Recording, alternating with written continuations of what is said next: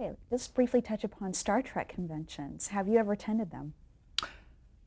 One can do a Star Trek convention every weekend throughout the year now. There is a convention going on someplace on this planet Earth. It is another unique phenomenon, a spin off of Star Trek. You know, I never realized when I signed on the Starship Enterprise that we literally would be trekking over this planet. I've done conventions in Sao Paulo, Brazil, in Vienna, Austria, all up and down the British Isles, from Scotland down to Brighton and certainly London, uh, all over Germany, from Berlin to Munich to Cologne to a little village called Hamm. It's an amazing phenomenon. And certainly you'd think that, my being of Japanese ancestry and my language skills, I would have done a convention in Japan. But it wasn't until this year, the year 2004, that I did my first Star Trek convention in Japan, in Toyama, Japan. And then a month after that, they called me back again, this time to Tokyo, to do a week-long promotion for the release of the Star Trek DVD, which was, sort of like this, but for, for about 6 hours a day, uh, for 4 days straight, talking to television, to print, and to radio. And then on the very last day, they staged this huge public event at Tokyo Station, something like Grand Central Station in one of their concourses. And they had a bevy of yeomen in the short outfit and a very rambunctious Japanese comedian as dressed up in the Starfleet uniform as the master of ceremonies. And in the audience were, of course, the de rigueur Japanese Klingons. It was an amazing experience. But this year was the first time that I've had those Star Trek experiences in Japan. And what are fans' reaction to you? Their responses? It's very enthusiastic. It's always, very, well, it all depends. In Japan, they're respectful. It's the bowing and the offering of the omiyages, the gifts, and it's all presented like this. It's a very respectful and joyfully formal kind of experience. There are national characteristics to the conventions in the various countries. The Italian conventions are very free-form and energetic and lots of singing and lots of, joy, expressiveness. The German conventions tend to be very organized, very disciplined, and almost militaristic. The British love to queue. They queue for everything, and they're very patient. And I'm an Anglophile. I went to school in England as well, and so there's a very warm spot in my heart for the British people. But I once made the mistake of saying I was doing a play in Edinburgh, Scotland, and after the play, you gather at a local pub to sort of wind down. And I was, they call them wee drums, but enough wee drums, and the impact is not wee. And so I started to rave about how I love Edinburgh. I said, I love the culture. I love the buildings. I love the history. I love the people. I love the accent. I'm a confirmed Anglophile. You should have seen those Scottish hairs stand on end. I was in danger of being tarred and feathered and sent south of the border. As a matter of fact, when I said, I love the accent, the woman said, I do not have an accent. You do. So that's another lesson I learned. Accents are all relative. I have an accent when I'm in Scotland, But these conventions are throughout the world are varied, and they all reflect some distinctive national and cultural characteristic. I'd like to talk about Year of the Dragon Mm. and how you came to be in this production. That was probably one of the most thoroughly satisfying, fulfilling role that I've had as an actor. It was a play written by Frank Chin, a very gifted Chinese American playwright, about, I suspect it's pretty autobiographical. It's about a Chinese American family in San Francisco, in Chinatown, San Francisco, and his relationship with uh, his father primarily, but also his mother, who he discovers is not his real mother. And he discovers that his real mother is this um, woman who came from China, who doesn't speak English, and who is so totally different from who he is. He was raised by this Chinese American woman who his father had married when he was a little baby, and his relationship with his siblings and with the Chinatown community. I'm a Japanese American, but I was able to identify with a lot of his sense of the outsider in uh, white American community society, and some of his desire to be fully himself, but also the constraints of family and responsibility and so forth. There are a lot of common uh, areas that we Asian Americans feel. The American part, also coming in conflict with the Asian uh, older generation. Uh, and then we were able to do that for television, for PBS, the Theater in America series, produced by Jack Venza. And that gave us the opportunity to share that play, which we did in New York, with a larger uh, audience, a television audience. And that's the other thing that's so wonderful about television. You can do theater for a year, and it reaches just so many people, just a fraction of the audience that you can reach in one night on television. And with the TV version of the Theater in America series, we were able to share it with a huge audience, not just for one night, but as it turned out, that video is being utilized in Asian American studies classes, courses on the university campuses throughout the United States. So that this was some years ago. I went to the supermarket, and when I was coming out, there was an Asian box boy, and he said, "Oh, Mr. Takei, we saw you on TV at school." And I said, "Oh, really? What was it?" And I expected Star Trek or some other episodic TV series. And he said it was Year of the Dragon. I said, "Oh, really?" And he said, "Yeah, it's part of our Asian American Studies course." And I happened to be in Columbus, Ohio, and an Asian American student came up to me and said that he saw Year of the Dragon in his Asian American Studies course as well. So that having done that series, or that particular drama, was, for me as an actor, very fulfilling. But it's also very enormously satisfying to know that we're reaching an audience with that story uh, far and wide, thanks to the power of television. I want to take a moment and talk about the actual craft of acting for television. How much research do you do for a role? Um, it all depends on the role. For example, if a role requires that, because of this Asian face, sometimes we're playing Vietnamese, and it might involve Vietnamese dialogue. And for that, I want to make my reading of the Vietnamese lines as credible as possible. So I go out and work with a dialogue coach.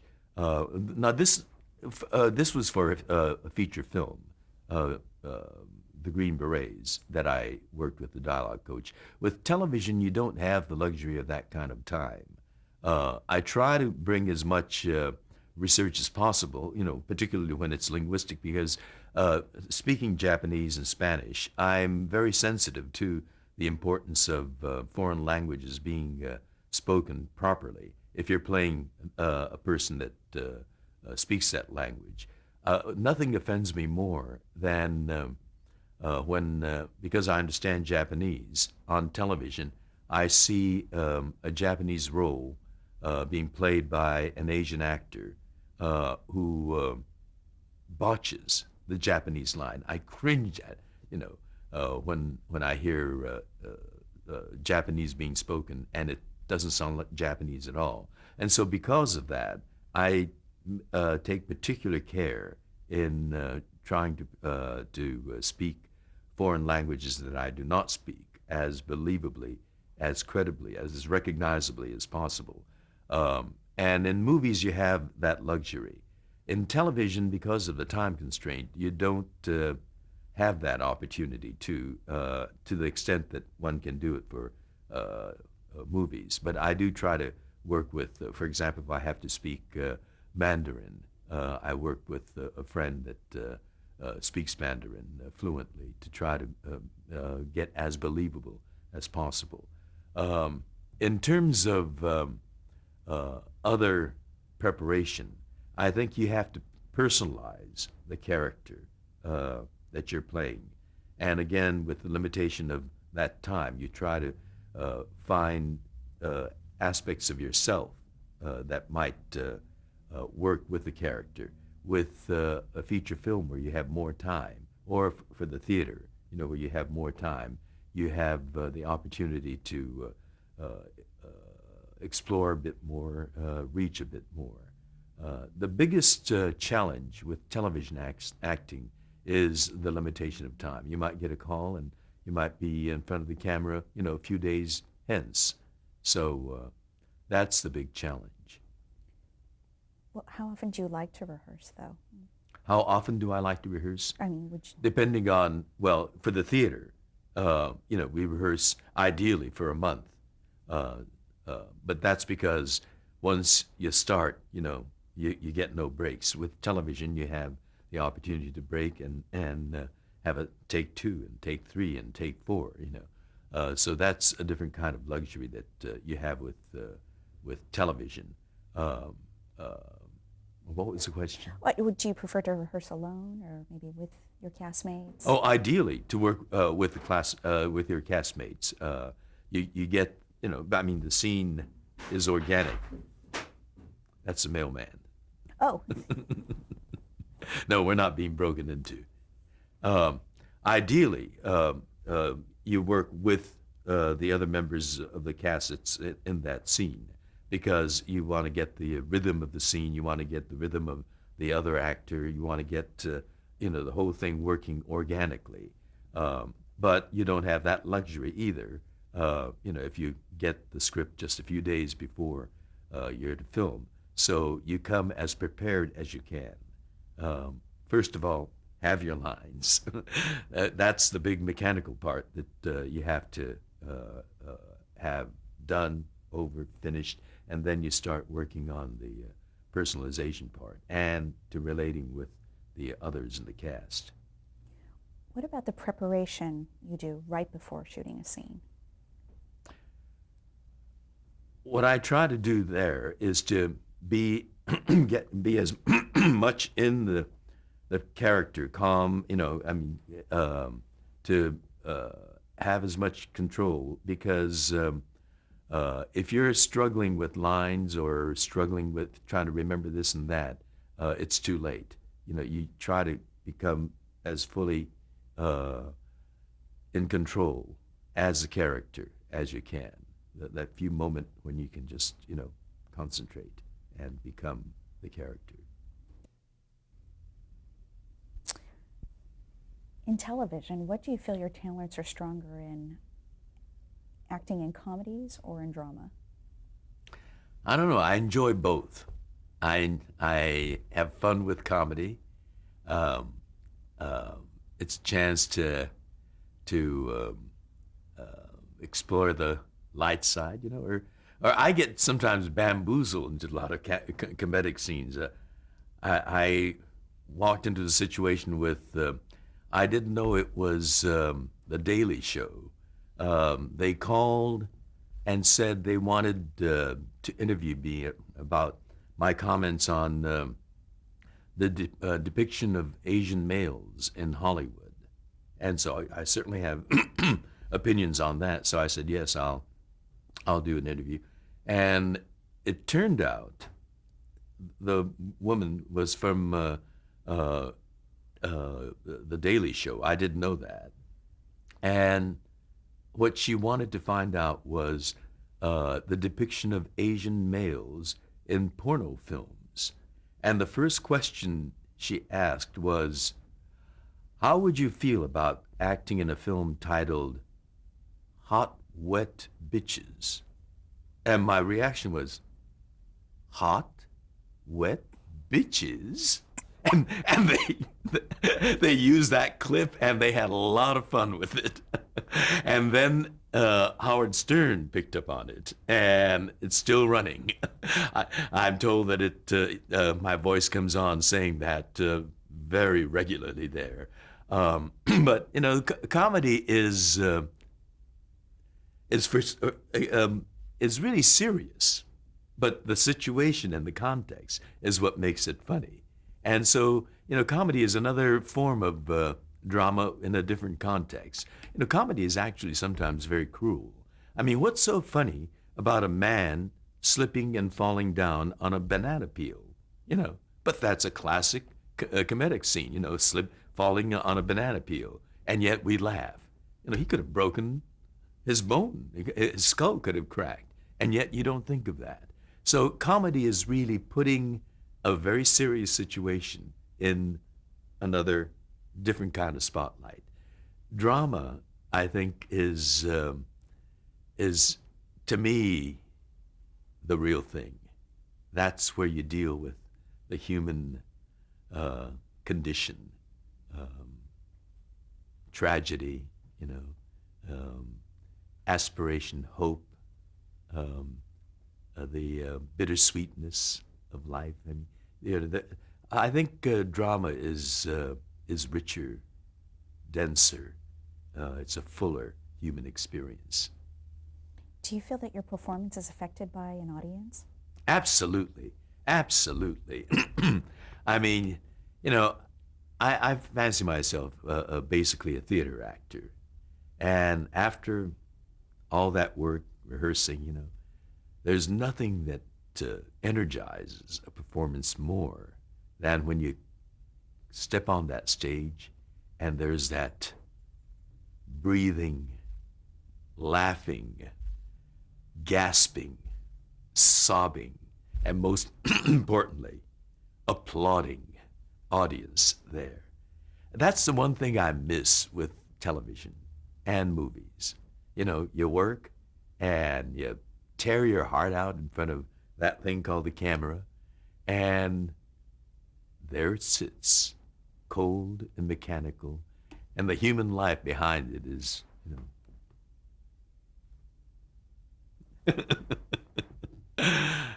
I'd much rather a rapt, silent audience.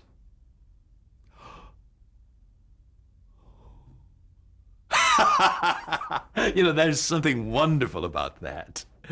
And we film and television actors, we don't get that from this machine. What was the most important advice anyone ever gave you about acting for television? For television,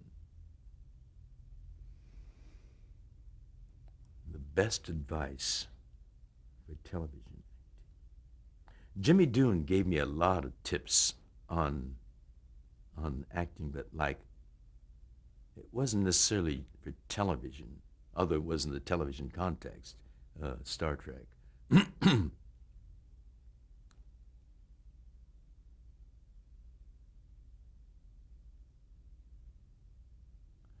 I guess Mark Daniels, the director, said to me, find that calmness in you, you know, and then let everything flow. Jimmy Doohan would give me tips like, when you have dialogue with the, two TH sounds, he would say, I kept saying with the, and it's so difficult, two sibilant sounds there, with the. And he said, well, just say it with the, make one D with the, and you get a clear distinction. And he gave me other tips like that, um, uh, maybe this is one that Jimmy told me that might apply to television. He said, whenever you want to really expose your soul to the camera, look up and look into the key lights. Get that light in your eyes. And I have used that trick. I shouldn't be sharing it like this. Look up into your key lights. It's the looking up and the light in your eyes. After guest starring in many sitcoms, you starred in the television movie Kissinger and Nixon. Describe the experience of working on a television movie. With that, it's we do get the opportunity to rehearse. I think we rehearsed for about a week or 10 days. And the thing that was most impressive about Kissinger and Nixon was Ron Silver's performance as Henry Kissinger. I mean, it was astounding. He became Henry Kissinger. I mean, just in rehearsal, the accent, the physicality, the demeanor, the attitude, everything. But then on the first day of filming, I walked on the set, and I thought Henry Kissinger was visiting the set. These people whose lives are being depicted often come to visit the set. There on the set, I saw Henry Kissinger, and I walked up, to introduce myself to him, and I had my hand coming up, and Henry Kissinger looked toward me and says, "Oh, good morning, George." It was Ron Silver in makeup. It was an amazing. So he prepared for a long time. As a matter of fact, we got a chance to prepare for a long time because that was written by Lionel Chetwynd, and he was trying to sell it over a long period of time. And he had readings that he put together for potential buyers. And so both Ron and I did these readings for Lionel. And so we got a chance to be exposed to this the script long before. But I think Ron had his heart and soul set on playing that part, and he was confident that he was the one. So he invested a great deal of himself into the preparation for that. The rest of us, we did the reading, but we weren't sure whether we were going to be cast or not, or whether the project would ever see the light of production. So we were kind of casual about it. Yes, we did the reading, and then we went on to other things. But I think Ron must have been dedicating himself to preparing for that role, because once we started rehearsal, he was already there. I mean, he had Henry Kissinger down pat, except for the makeup. And when he got into makeup, he was Henry Kissinger. It was an amazing, amazing work of artistry on his part, as well as on the part of the makeup people, but primarily Ron Silver's work. He was superb, as was Beau Bridges as Nixon, but I think the most astounding performance was Ron Silver's. Mine was Leduc, who negotiated with Henry Kissinger in the Paris Peace Conference. And I tried to get recordings of Leducteau's voice, and I could not. I had many photos of him, but I never got his voice. But being a person who grew up in Vietnam under the French colonial rule, I learned that he spoke French. So I worked in a slight French accent coloration to my dialogue. But all I saw were newsreel shots, but I never heard his voice. So I studied the newsreel shots, the still photos, and I worked on getting a slight French inflection to my speech. Now, you've guest starred in many television series as yourself or parodying yourself. Now, Not me. The character was named George Takei, but they weren't George Takei. I was playing their concept of a comedic George Takei. I want to make that clear. Are there any ones in particular that you find most memorable? Well, Third Rock from the Sun. That was that was fun to do. And as it's turned out, because so many years have passed, those young teenage fans who watch Star Trek have grown up to become corporate executives, college professors, and writers for television series. And I think about 80% of that writing staff for Third Rock from the Sun are Star Trek fans. They know more about Star Trek than I do. I mean, they have the text, the libretto memorized. They can quote line for line who said what and then how so-and-so answered. And so they were Star Trek fans who created their concept of George Takei at a Star Trek convention. And bless their hearts, I had great fun with it. But I'm depicted as someone who collects hotel towels. And I'm caught in the very final sequence after I'm ranting and raving and protesting the overcharge put on my bill by the Third Rock from the Sun kids, and I'm protesting that and carrying on, and then they catch me stealing their towel. And since then, I've told people that whenever I check into a hotel, I've noticed that the maids count out the towels that they put into my room.